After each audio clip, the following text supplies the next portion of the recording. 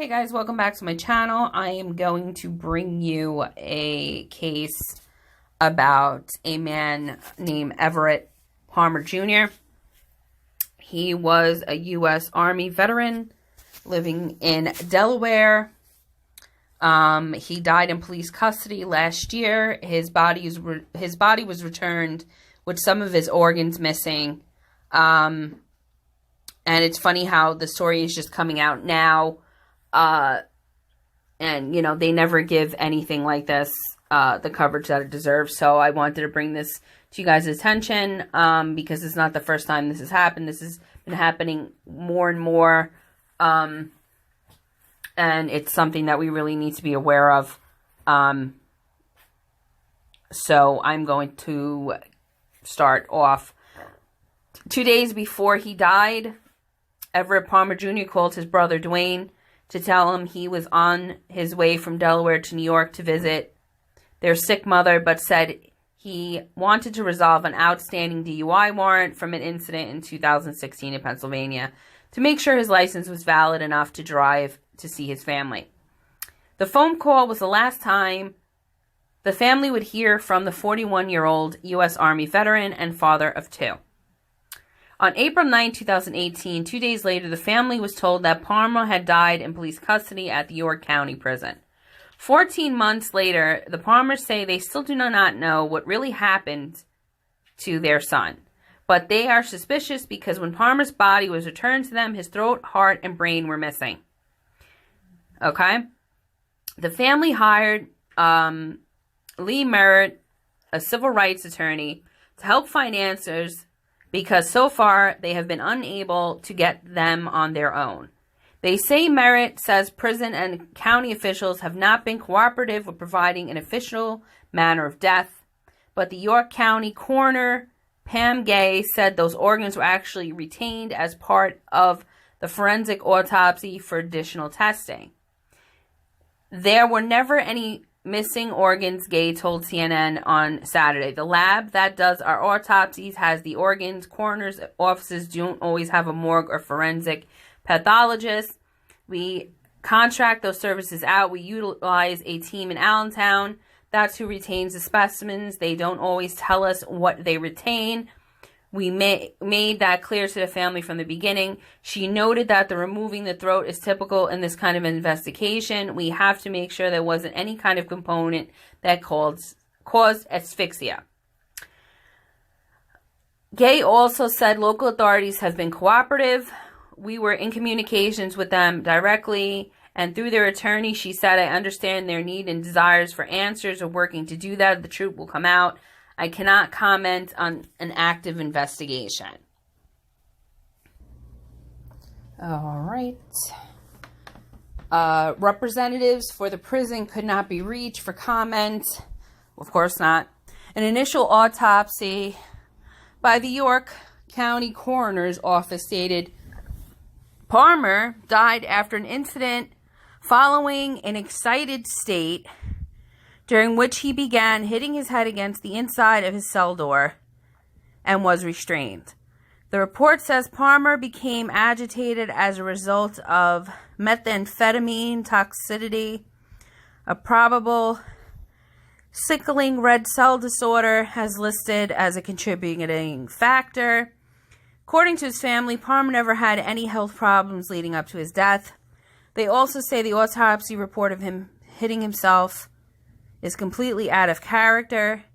The York County Coroner's Office updated its autopsy results in July 2018 to include the manner of death, which is listed as undetermined. The autopsy report says details of the autopsy may be corrected as more information becomes available. Gay said investigators into possible drug-related deaths can take 1 to 3 years. She ruled out the cause of death, saying it wasn't suicide. The family says Palmer did have some history of drug use, but never meth. Prison processing reports made available to the family provided no indication that Palmer was under the influence of any drug paraphernalia listed in his items when he arrived. That doesn't mean anything. PTSD is serious, and you don't always tell your family exactly what drugs you're taking. He would have had to receive the meth in the jail itself. We do not believe that happened, Merritt said. Palmer's body was returned to his family, but it was only after the family hired their own independent forensic pathologist that they discovered Palmer's body was missing 3 parts. It's not unusual to take organs out of the body during an autopsy, especially if you believe they are subject to trauma. The highly unusual part is to misplace them, Merritt said. For 7 months, the family cannot track down Palmer's brain, heart, or throat. They say they were told by the York County coroner to check with the funeral home for the body parts. The funeral home says they hadn't touched the body, Merritt said. The family said they were later told by the coroner that the body parts were at the independent lab. However, the lab, Merritt says, has refused to hand over the parts, citing an ongoing investigation. Merritt says the family believes the body parts will reveal details of how Palmer died, but we haven't been able to get them back. Merritt said his constitutional rights are being violated. CNN reached out to the York County District Attorney's Office to comment. Kyle King, the chief administrator and spokesman for the district attorney, told CNN by phone, the office of the district attorney does not comment on pending or ongoing investigations. When asked how long an investigation into a case like this typically takes, King said every investigation is unique. He did not answer when. Asked why more than 1 year after Palmer's death, there's still no official determination about the cause of death. Multiple calls to the Pennsylvania State Police, which is listed as investigating police agency on the autopsy, were not returned. A voicemail message with the York County Coroner's Office also went unanswered.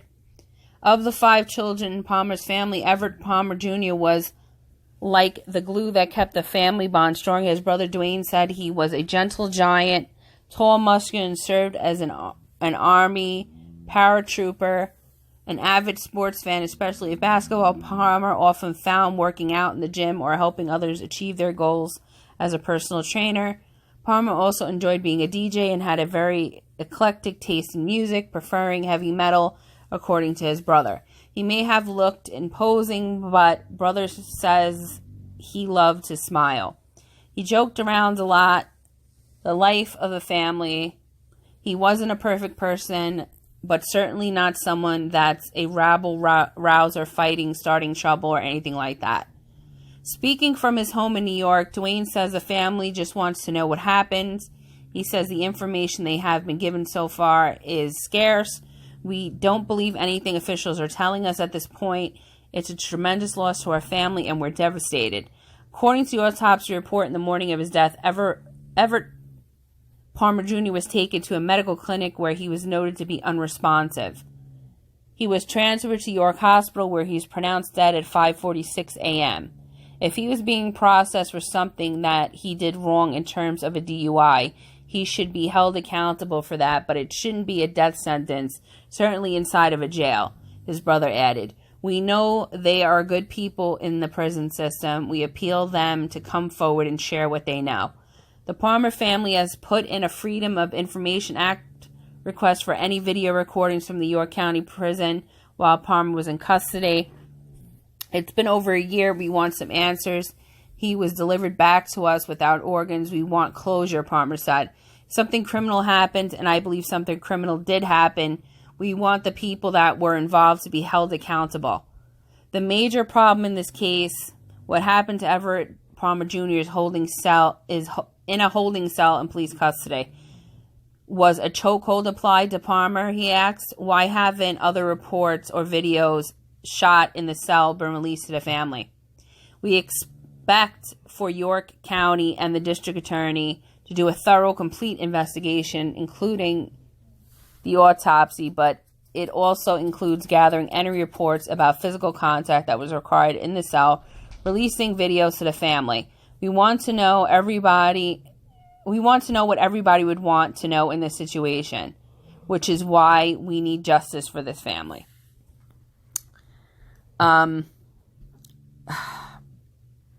it's sad that doing the right thing, like going in for a DUI that you never took care of, can result in your death. It's like, do the right thing, but don't do the right thing because you might end up dead. I don't get that. Like, I don't even know how it could have turned into that unless him being in a cell triggered some kind of PTSD episode and he started bugging out, which is definitely possible. PTSD is no joke.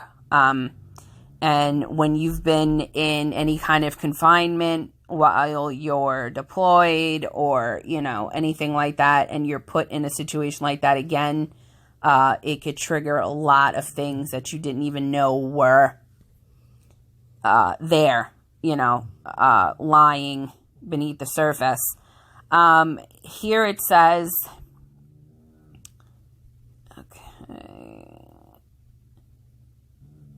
what happened? How did this happen? And because I don't know, I have all kinds of scenarios going around in my head and it's torture. Rose Palmer, his mother, said, which I totally understand. The 41-year-old Army veteran and father of two from Seaford, Delaware, died in custody at the York County Prison after he was transferred from the Lancaster County after seeking to resolve an outstanding DUI warrant. Lee Merritt, a civil rights attorney, is, like I said, representing them. The critical juncture remains: what caused his death, who's responsible, and who's going to be held accountable. They said, once again, that Palmer became agitated and began hitting his head inside the cell, and they restrained him for his own personal safety. Now, when you go in, I've never had a DUI, so I don't know how that works, but if you were to go in to take care of a DUI warrant,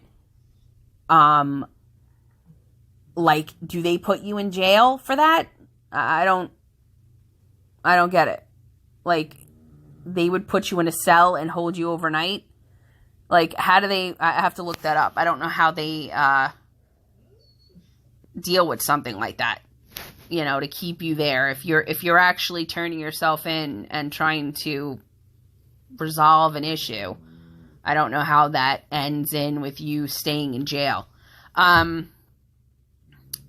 It states here that he was taken to a prison medical clinic where he was noted to be unresponsible, and he later died at York Hospital when it said that he was pronounced dead when he got there. So here we go with the, things that don't add up. A final autopsy released at the end of July 2018 says Palmer's cause of death was complications following an excited state associated with methamphetamine toxicity during physical restraints. It added a contributing factor to be probable sickling red cell disorder. Palmer's family said Everett was prescribed a regimen of prescription to treat post-traumatic stress disorder, like I said before I even knew that. However, they do not understand how meth factored into his death, since he would have been without access while he was in custody. Merritt said they want investigation to determine how or if Palmer obtained meth while in custody. They also said that his reported behavior in the cell is unlike his character. Well, PTSD is unlike your character, okay? You never know what a PTSD episode is going to turn out to be. Everett Palmer Jr.'s manner of death is currently undetermined. The coroner's office ruled out suicide as a result of death and says undetermined ruling can be changed as evidence comes forward. Coroner Pam Gay said it can be ruled one of the four remaining options: homicide, accidental, natural, or undetermined.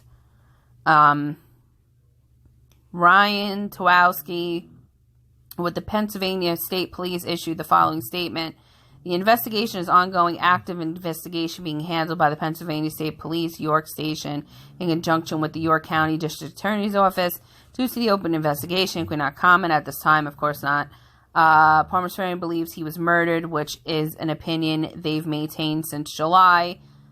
They cite a finding by a private hired forensic pathologist who says determined Everett's death should be ruled a homicide. Meredith said they do not believe York County investigators are being transparent in their investigation. The family should not have to face the kind of torture they're going through, trying to determine what happened, let alone whether or not what happened was criminal, but what happened at all. There should not be a cloud of mystery surrounding this case, said Merritt. A report that went nationwide last week said Everett's brain, heart, and throat were missing. Gay said those organs were never missing and have always been in possession of the forensic pathology associated with Lehigh Valley Hospital in Allentown. She said they maintained the chain of custody for these organs during the investigation. Also explained that the removal of those organs are in accordance of the National Association of Medical Examiners guidelines for death in custody during an ongoing investigation. Marlon Curtin, also an attorney for the Palmer family, said the private pathologist reviewed the slides of the throat and brain, but said the brain and images were not present. He said the pathologist was only able to review a report regarding the brain. Gay said the presence of the heart from forensic pathology associates is very common, especially with hearts. She said the FPA maintains chain of custody just as it is when law enforcement sends evidence to experts for their evaluation and assessment. She said it's not uncommon for them to send hearts outside consultants to seek additional expert regarding a case. Gay also said it's an effort they allow on taxpayer expense to ensure they leave no stone unturned during the investigation. Merritt said they seek access to the organs so they can do their own DNA testing, casting doubt on whether those organs came from Everett Palmer Jr. Gay said the organs will remain with Forensic Pathology Associates until the conclusion of the investigation. She said drug-related death investigations can take up to 1 to 3 years for a conclusion. Merritt said they want officials to call Palmer's death a homicide, come up with the manner of death that applies to standard procedures, and release more information on how and what went into restraining Everett while he was in custody. Guy said Palmer's family was sent full detail autopsy report that was not released to the public. That includes details on the heart, brain, and throat. Crane confirmed that the family received the report. So, I mean, it sounds to me like law enforcement either restrained him too hard and killed him. More than likely, that's what happened. More than likely, this is a homicide. And I think that is not abnormal dealing with law enforcement. Especially in Pennsylvania. They're assholes. And believe me, I know from personal experience. Let's see if there was anything else here. First of all, let's say he was in a chokehold and they held him too tight and he ended up dying. Okay? That obviously would be evident in the throat. And how long does that take to figure out? Probably not long at all. So if you have the throat for over a year and you still can't determine whether his cause of death was asphyxiation, and then you take the heart and then you take the brain. So you got to think, when you're asphyxiated, right, the oxygen is being held from your brain. And of course, it would cause your heart to stop. So the heart, the throat, the brain would all be evidence of asphyxiation in a manner of a homicide.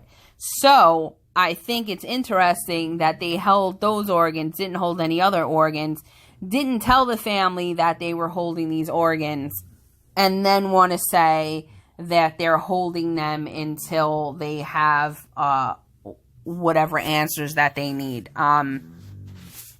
Yeah. Where's the toxicology reports? Where is the proof that he was on methamphetamines? Like, where are all these reports? If the family has these reports, they're saying that that's not how he died. So what do these reports actually say? I'm like totally confused right now as far as that goes. But the whole becoming agitated while confined and hitting your head against something is a very common in people who have PTSD, especially from the armed forces. Like I said, being in small confined spaces, feeling trapped, could have brought up, significant trauma that he had gone through, and he could have become irate, and he could have become violent with himself.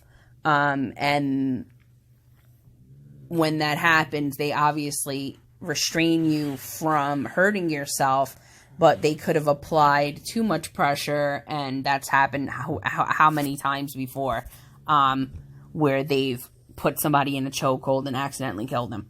And that's the last thing that they're going to admit to. So I am going that route. I feel like the PTSD was triggered by being in a cell. He became agitated, and while he was hurting himself, they tried to restrain him, but he might have been too strong for them, and they had to apply more force than usual, and before they realized, they applied too much force and killed him. And, of course, they're not going to hold themselves accountable for doing that.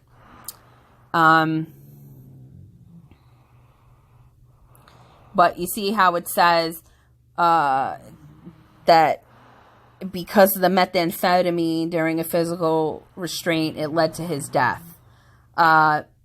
Without proof that he had any kind of drugs in his system beside his PTSD medication, I can't say whether or not he was high on meth or not. So that's confusing right there if we don't have any toxicology reports saying, and even if we do, is that a real toxicology report? When they did their own forensics on his body, did they find any drugs? It doesn't even say if they found any when they did their own investigation. So I'm confused about that too. And since they have their own forensic pathologists, why has there not been any toxicology reports on whether he had these drugs in his system?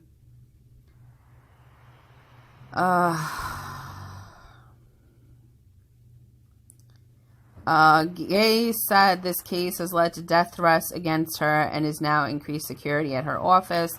Well, when you're dealing with law enforcement, this is what they do. They do fucked up shit, and then they try to cover it up, and then everybody involved has to, watch their back because, God forbid, they should admit any wrongdoing. Fucking pieces of shit. And people wonder why, I don't have anything against cops personally, meaning like themselves outside of work, but the law enforcement community, the justice system, I can't. That's another 3-hour video. I can't stomach the judicial system in this country. I cannot stomach the law enforcement. I cannot stomach the amount of shit they get away with. I cannot stand the fact that they get away with it. Time after time after time. Like, how many times are people going to die in police custody and, like, nobody hears about it until a year later? Are you kidding me? Like, what's wrong? I can't deal with that. It's like one of those things that, like, how many times has this happened? You know what I'm saying? Like, the same MO, the same situation, and they're always saying this person became irate, they became uncontrollable, they had to restrain him, you know, and then they end up restraining them too much, they end up killing the person. You know, it's just like the same MO. You know what I'm saying? Like, I don't get it. Like, how many times is this shit gonna happen and people are gonna be like, oh, yeah, okay, well, that's good. And then just move on. Like, the guy was a veteran. This guy fought for his country, and he ends up dead in police custody.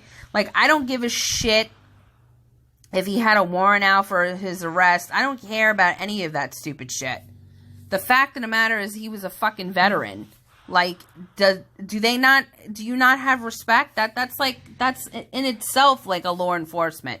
Like, why would they treat him with less respect than they would treat a fellow cop? It just makes me sick to my fucking stomach. Like, this is the way our country deals with our military. I mean, our veterans, you know? They nobody gives two fucks. That's why when somebody tells me, oh, I want to go into the military, I tell them, don't fucking do it, because you know what? You ain't gonna get shit out of it.